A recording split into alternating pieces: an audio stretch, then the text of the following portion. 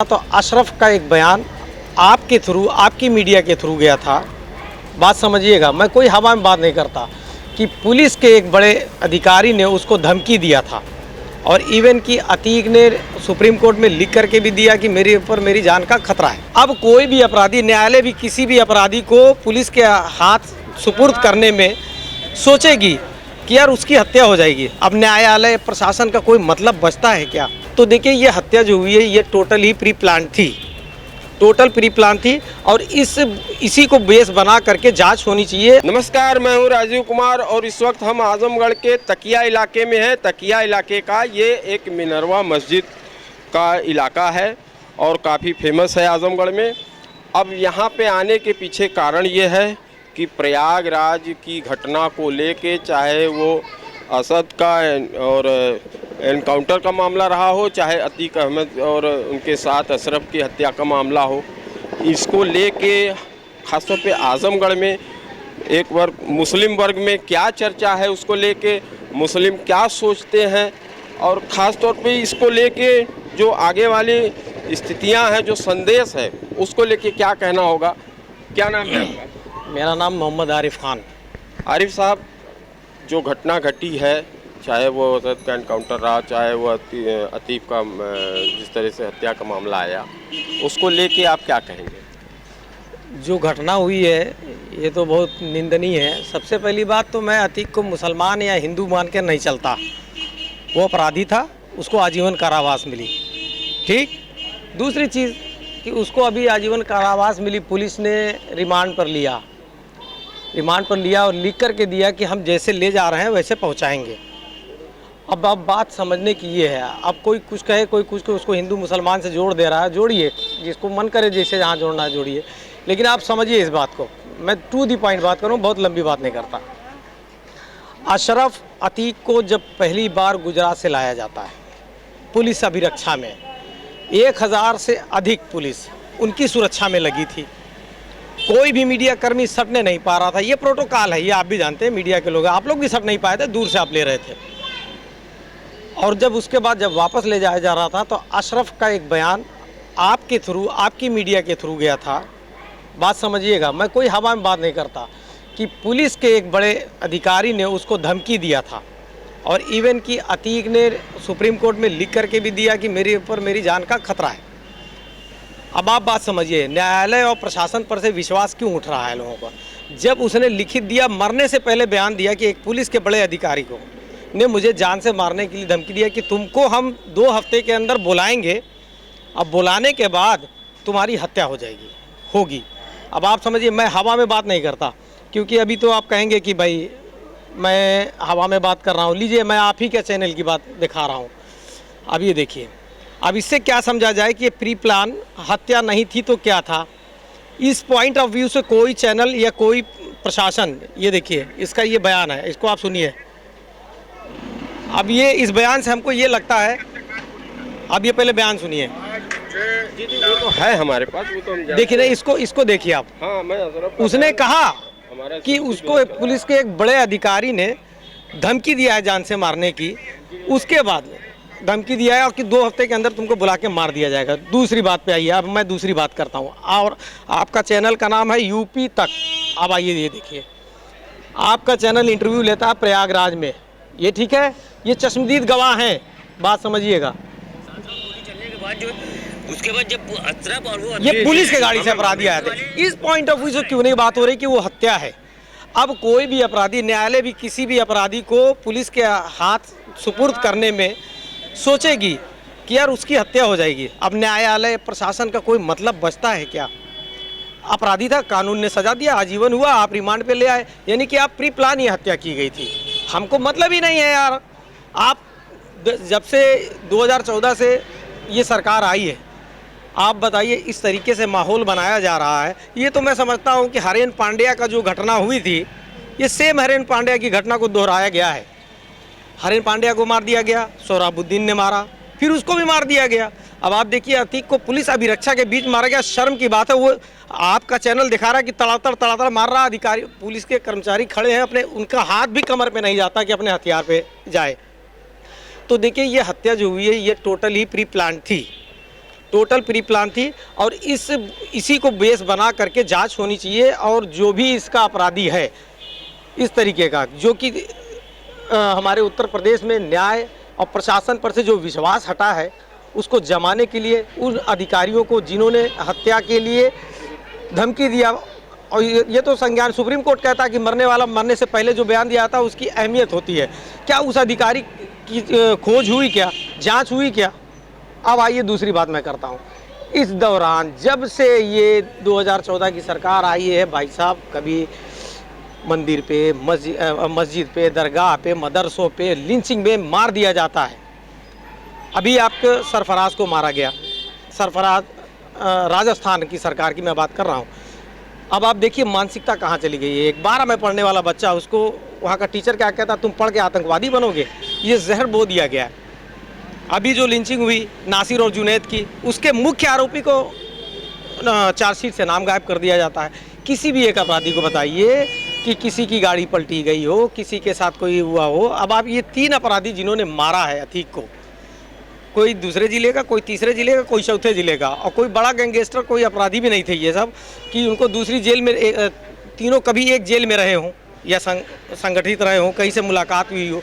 तो इनका मिलना, एक साथ ठहरना सहयोग नहीं, एक प्रयोग था। और ये जो हत्या टीवी के ऊपर कराई गई है ना, ये दहशत का माहौल फैलाने के लिए कराई गई, मीडिया के सामने कराई गई हत्या है। तो भाई साहब अब तो यही समझ में आ रहा है कि इस उत्तर प्रदेश में सुप्रीम कोर्ट के ऊपर उम्मीद बची है कि अब वो संज्ञान ले और इस तरह हो रहा है अन्याय को के साथ इंसाफ होना चाहिए और मुसलमानों का विश्वास कानून और व्यवस्था पे जमना चाहिए। नाकाम सरकार है। मैं तो समझता हूँ मुख्तार को भी मारेंगे, ये मुख्तार को 2024 से पहले मारेंगे। 2024 ये आप कैसे कह सकते हैं भाई? नहीं, ये हो सकता है, अगर इस तरह का प्रयोग है तो हो सकता है। तो भाई विश्वास उठा है, विश्वास उठा है। आप क्या कहेंगे? क्या नाम है आपका? मेरा नाम मोहम्मद रईस है। रईस साहब क्या कहेंगे जो घटना को बड़े भाई बोल के आप बताइए क्या घटना तो निंदनीय है। इससे पूरे कानून और व्यवस्था से एकदम विश्वास उठ रहा है। न्यायालय पे भरोसा है, लेकिन अब उससे भी विश्वास उठने की आशा है। हाँ, क्या जानकारी हुई थी आपको और क्या आप हमें जो भी जानकारी आपकी मीडिया के माध्यम से हुआ है। मुसलमान क्या सोचते हैं? मुसलमान आहत है और उससे ज़्यादा क्या कर सकता है। चलिए और कुछ लोग हैं, हम बात करेंगे उनसे कि जिस तरीके की ये घटना घटी है, जिस तरीके का ये समाज में मैसेज आया है, ख़ासतौर पे मुस्लिम क्या सोच रहे हैं और क्या कहना होगा, आप इसको किस नज़रिए से देखते? क्या नाम है? मैं मोहम्मद नजम शमीम, अध्यक्ष शहर कांग्रेस कमेटी आजमगढ़। जो इलाहाबाद की घटना घटी है, पूर्व सांसद, पूर्व विधायक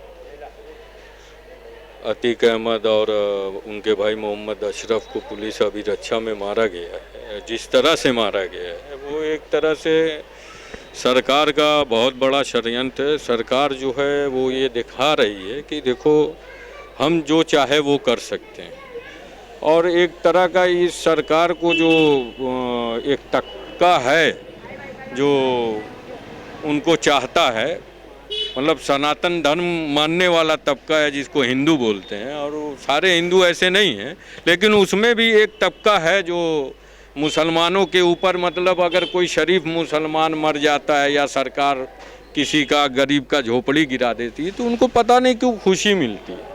ये मैं सारे हिंदू की बात नहीं करता, एक तबका है कि उनको पता नहीं क्या, मतलब मुसलमानों ने उनका बिगाड़ा है और क्या किया है कि उनको पता नहीं क्या खुशी मिलती है। रही बात अतीक के मसले पे है कि अतीक की हत्या हुई पुलिस अभिरक्षा में, तो वो तो न्याय व्यवस्था और यहाँ के मतलब सिस्टम जो योगी आदित्यनाथ कहते हैं कि गुंडे मिट्टी में मिला दिए गए या मिट्टी में मिला दिए जाएंगे जो भी, तो वो उनकी जो दहशत है उस पर तो करारा तमाचा मारा है उन लड़कों ने। भाई वो उनको जो अतीक और अशरफ को इतना महान मतलब माफिया बना दिया गया, वो मीडिया के द्वारा बनाया गया है। गैंगस्टर तो 500 खड़े हुए हैं, लिस्ट हुए है पूरी, जो है धनंजय सिंह, फला सिंह, ढेका सिंह उनके बगल में बैठते हैं। यानी मतलब आप ये कहना चाह रहे हैं कि अतीक और अशरफ के ऊपर जो मुकदमे थे वो नाजायज तरीके से, गलत तरीके नहीं से? नहीं, हम जो है ये नहीं कह रहे नाजायज है भाई। प्रशासन ने उन पे मुकदमा कायम, क्यों मुकदमा नाजायज नहीं कायम होता?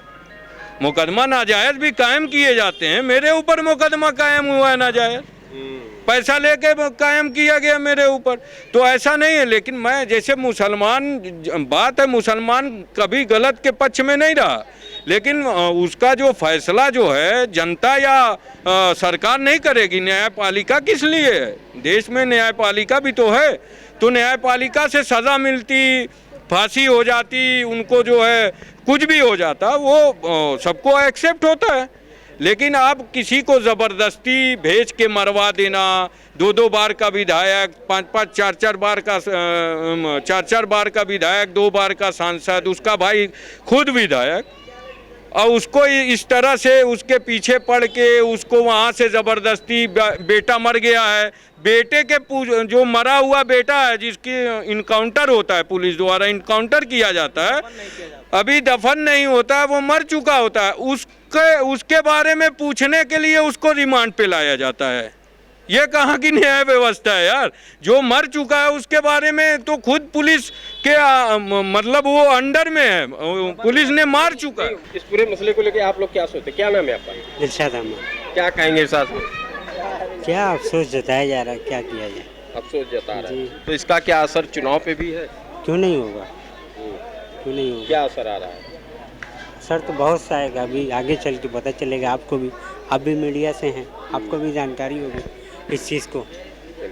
नाराजगी है लोगों में, कुछ लोग और हम बात करेंगे। क्या नाम है साहब आपका? फारूक अब्बासी। फारूक साहब, क्या कहेंगे इस पूरी घटना को लेके, और खासतौर पे आप जो संदेश है उसको? देखिए, पिछले दिनों अभी बहुत जल्दी बाबा साहब भीमराव अंबेडकर जी की जयंती मनाई गई, और भीमराव अंबेडकर जी ने इस देश को एक संविधान दिया, और संविधान एक कानून है, कॉन्स्टिट्यूशन हमारा एक कानून है, और कानून का इम्प्लीमेंट कराने के लिए फोर्स है। फोर्स सज़ा देने के लिए नहीं, कतई सज़ा देने के लिए नहीं। हम ठीक है, अपराधी है, कोर्ट में ले जाइए, कचहरी में ले जाइए, कितना दुर्दान तक, एक न्यायिक प्रक्रिया के तहत उसका जुर्म तय होना चाहिए। और यही संविधान, यही बाबा साहब भीमराव अंबेडकर जी का सपना था कि हर आदमी को न्याय मिले। संविधान का यही मतलब है। और एक बात फिर ठीक से समझनी चाहिए कि ये जो कानून है, ये संविधान है, उसका इम्प्लीमेंट कराने के लिए फोर्स है, फोर्स सज़ा देने के लिए कतई नहीं। किसी ने उसको ये हक नहीं दिया कि वो किसी को सज़ा दे। लेकिन इसका संदेश इम्पैक्ट क्या आता है, आप बताइए? बहुत ही गलत इम्पैक्ट। न्याय की अभिरक्षा में किसी के ऐसी किया जाए, बहुत ही गलत है, निहायत ही निंदनीय है, मुंह दिखाने लायक नहीं है। तो इसका असर क्या चुनाव पे भी? अब देखिए, बहुत राजनीतिक बात तो हमारे और अभी वक्ताओं ने बताया है। 2 लाइनों में बात कह दूंगा, उसके बाद 2 शेरों में बात अपनी ख़त्म करना चाहूँगा कि अवतार का भी टाइम होने जा रहा है। कि इधर आ सितमगर हुनर आजमाए, इधर आ सितमगर हुनर आजमाए, तू तीर आजमा हम जिगर आजमाए, तू तीर आजमाए हम जिगर आजमाए। तो चलिए, तो कुछ लोगों का कहना है कि तू तीर आजमाए हम जिगर आजमाए, ये भी लाजमी है। कई सवाल हैं। सवाल ये भी है कि जिस तरीके का घटना घटी, चाहे वो अतीक का हत्या का मामला हो, चाहे असद के इनकाउंटर का मामला हो, मुसलमान क्या सोचता है? क्या नाम है? मेरा नाम शैलेंद्र है। शैलेंद्र साहब बताइए। देखिए, इस घटना से सबसे पहले तो माननीय योगी जी के ऊपर प्रश्न चिन्ह उठता है कि माननीय योगी जी तो बार बार कहते हैं कि हम तो माफियाओं को मिट्टी में मिला देंगे, लेकिन इस तरीके से मिट्टी में मिलाना तो कानून का अवहेलना है। और 2 अतीक को मारने के चक्कर में 3 अतीक नए पैदा हो गए हैं। क्या बात? 3 अतीक नए पैदा हो गए। ये भी कहीं न कहीं आगे जाके ये अतीक अहमद से बड़ा करने का प्लान करेंगे, उससे बड़ा घातक साबित होंगे ये लोग। तो इस घटना के बाद मुसलमान में थोड़ा सा रोष तो है, और रोष मुसलमानों तक नहीं है, सारे समाज में रोष है कि ये जंगल राज चल रहा है। कानून जिस हिसाब से बहन जी की सरकार में कानून का राज चलता था, उस हिसाब से माननीय योगी जी बार बार कहते हैं मैं कानून का राज चला रहा हूँ। मुझे नहीं लगता कि कानून का राज चल रहा है। चलिए, तो लोगों ने अपनी अपनी तरीके से अपनी अपनी राय दी है, और हम और भी लोगों से बात करेंगे कि जो इस घटना को लेके चाहे वो राजनीतिक रूप क्या होगा, खासतौर पे पूर्वांचल और प्रदेश और देश में क्या संदेश जा रहा है, मुसलमान क्या सोच रहा है, सवाल कई हैं। क्या नाम है आपका? नूरुल हुदा, प्रदेश उपाध्यक्ष राष्ट्र। अच्छा नूरुल साहब, आप क्या कहना चाहेंगे पूरे घटना को, किस रूप में आप देखते हैं? इसको सिर्फ मुसलमान ही नहीं इसका निंदा कर रहा है, बल्कि इस घटना से उत्तर प्रदेश और देश नहीं पूरे दुनिया में योगी जी किरकिरी करवा रहे हैं। या तो जो ये घटना का अंजाम एज मुख्यमंत्री जो ये कह रहे थे सदन के अंदर के मिट्टी में मिला देंगे, मुझे ये एक मुख्यमंत्री के एक संवैधानिक पद का ये परिभाषा नहीं है। ये तो जैसे लग रहा है कि योगी जी कोई गैंग चला रहे हैं सदन के अंदर, जो ये कह रहे हैं कि इनको मिट्टी में मिला देंगे, उनको मिट्टी में मिला देंगे। अगर मिट्टी में मिलाना है, एज अपराधी अगर मिलाना है, तो मैं पूछना चाहता हूं योगी जी से कि योगी जी ये बताएं कि कुलदीप सेंगर, ब्रजेश सिंह, धनंजय सिंह, राजा भैया, डॉक्टर अभय सिंह, अशोक चंदेल, विनीत सिंह, भूषण सिंह, बुलबुल सिंह, सोनू सिंह, मोनू सिंह, अजय सिंह, पिंटू सिंह, सनी सिंह, संग्राम सिंह, चुन्नू सिंह, बादशाह सिंह, 28 से लेके 88 मुकदमे तक हैं, इनको मिट्टी में कब मिलाएंगे? और मैं श्रद्धांजलि अर्पित कर रहा हूं, यहाँ का भी एक गनर शहीद हुआ, उसके लिए आपने जो इतना बड़ा हंगामा खड़ा किया, मैं पूछना चाहता हूं कुंडा का गुंडा राजा भैया को मिट्टी में कब मिलाएंगे? उनके ऊपर बुलडोजर कब चलाएंगे योगी जी? और टेनी का बेटा इससे बड़ा घटना का अंजाम दिया। आज़ादी के वक्त अंग्रेजों ने इस तरह का बुलडोजर नहीं चलाया जिस तरह से उन्होंने किसानों को कुचलने का काम किया, और टेनी का बेटा जिस तरह से कुचलने का काम किया, उसके ऊपर बुलडोजर कब चलेगा? उसका इनकाउंटर कब होगा? और रहा सवाल अतीक का, तो अतीक का जिस तरह से सुरक्षा व्यवस्था में जिस तरीके का ये घटना का अंजाम दिया गया है, ये अगर पुलिस वाले के ऊपर एक सवाल खड़ा होता है, रमेश शर्मा साहब ये बयान देते हैं कि एक मीडिया कर्मी भी घायल है।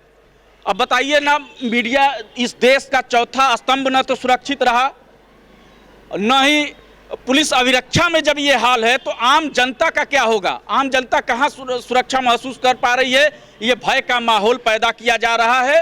वोट की राजनीति है, और माननीय योगी जी से हम ये डिमांड कर रहे हैं कि अपने चश्मे का जो पावर है वो थोड़ा सा बढ़ाइए, और बढ़ाकर एक चश्मे से देखिए, एक कानून चलाइए प्रदेश के अंदर। ऐसा नहीं है कि अतीक के लिए अलग कानून होगा, मुख्तार अंसारी के लिए अलग कानून होगा, राजा भैया, ब्रजेश सिंह, इनके टेनी के लिए अलग कानून होगा। इस देश के संविधान में एक कानून की व्यवस्था बाबा साहब ने दिया था, जो आज लोकतांत्रिक व्यवस्था को धज्जियां उड़ाते हुए जो योगी सरकार आज जिस तरीके से आज लोकतंत्र को कुचलने का काम कर रही है, इस पे लगाम नहीं लगा तो मैं देख रहा हूं कि देश जो है कहीं ना कहीं गृह युद्ध के तरफ जा रहा है। और मैं एक मांग करता हूं युवाओं की तरफ से कि योगी जी शिक्षा पे बात करें, सुरक्षा पे बात करें, स्वास्थ्य सुविधा पे बात करें, विकास पे बात करें। इस तरह से ये, और कहीं ना कहीं ये पुलवामा की घटना को दबाने के लिए इस तरह की घटना कराई गई है। जब एक नया ये विस्फोट करने से पहले देखिए इनका ये रणनीति है। मोदी जी देखिए नोटबंदी करते हैं, चले जाते हैं जापान, उसके बाद और कोई घटना करते हैं, चले जाते हैं विदेश यात्रा पे।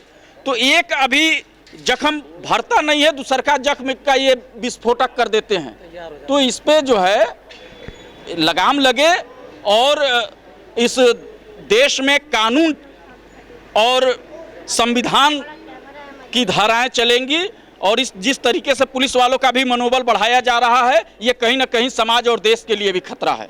अच्छा, जिस तरीके का ये माहौल है, क्या इसको लेके प्रदेश या देश या इस तरीके की चीज़ों पे छवि पे भी असर पड़ा है? उसको लेके मुसलमान क्या सोचते हैं और क्या कहना चाहिए? ये छवि सिर्फ मुसलमानों पे नहीं पड़ा है, ये इस देश की जनता पे पड़ा है, और पूरे विश्व में जिस तरीके से किरकिरी हो रही है, इस पे माननीय योगी जी को नैतिकता के आधार पे मुख्यमंत्री पद से इस्तीफा दे देना चाहिए। लेकिन मैं जानता हूं जो ये घटना का अंजाम दिया है वो स्मृति ईरानी के गैंग का आदमी है, बजरंग दल का आदमी है। ये तीनों को जो है इन पे बुलडोजर कब चलेगा, इनका इनकाउंटर कब होगा, मैं ये सवाल पूछ रहा हूँ आपके माध्यम से, इसलिए कि आप तो योगी जी से पूछ नहीं पाएंगे। नहीं, क्यों नहीं, हमारा तो समय समय पे सवाल जो होता है वो जनता की आवाज़ बन के उन तक पहुँचता है, चाहे वो कोई भी हो, और हम निष्पक्षता से इस बात को रखते हैं। अगर रखते हैं तो मैं ये जनता से आपके चैनल के माध्यम से 24 घंटे के अंदर योगी जी से सिर्फ एक सवाल कर लीजिए कि अतीक का बेटे का जैसे इनकाउंटर हुआ उमेश पाल वाले मामले में और अतीक के अपने गुंडों से मरवा दिया उन्होंने, तो योगी के गुंडे जो ये घटना का अंजाम दिए हैं उनका इनकाउंटर कब होगा, यही पूछ लीजिए। चलिए, आपकी बातें रखी जाएंगी जनता के फोरम में। कुछ लोग और हैं, मैं बात करता हूं कि जिस तरीके का माहौल है और ख़ास तौर पे आजमगढ़ इस चर्चा में इसलिए कि आजमगढ़ का भी एक जवान शहीद हुआ है इस घटना में, जो प्रयागराज की घटना है, उसको लेके ख़ास तौर पे मुस्लिम क्या सोच रहा है? क्या नाम है? मेरा नाम मुनाफ है जी।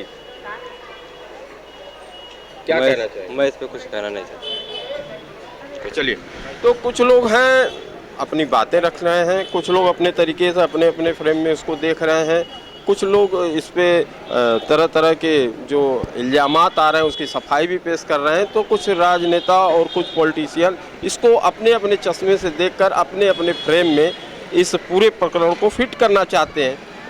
अब आजमगढ़ से चर्चा है, आजमगढ़ का एक जवान भी इस पूरे प्रकरण में शहीद हुआ है और उसकी भी चर्चा यहाँ होनी चाहिए। और ख़ास तौर पे हम इस वक्त आजमगढ़ के तकिया इलाके में हैं, जो ख़ास तौर पे मुस्लिम क्षेत्र बताया जाता है, और यहाँ पे हम इन लोगों की राय लेने के लिए आए थे कि अब इस तरीके के माहौल को लेके मुसलमान क्या सोचता है, और इन लोगों की समय समय पे इनके उदाहरण से हमने आप तक इनकी बातें पहुँचाई। राजीव कुमार, आजमगढ़, यूपी तक।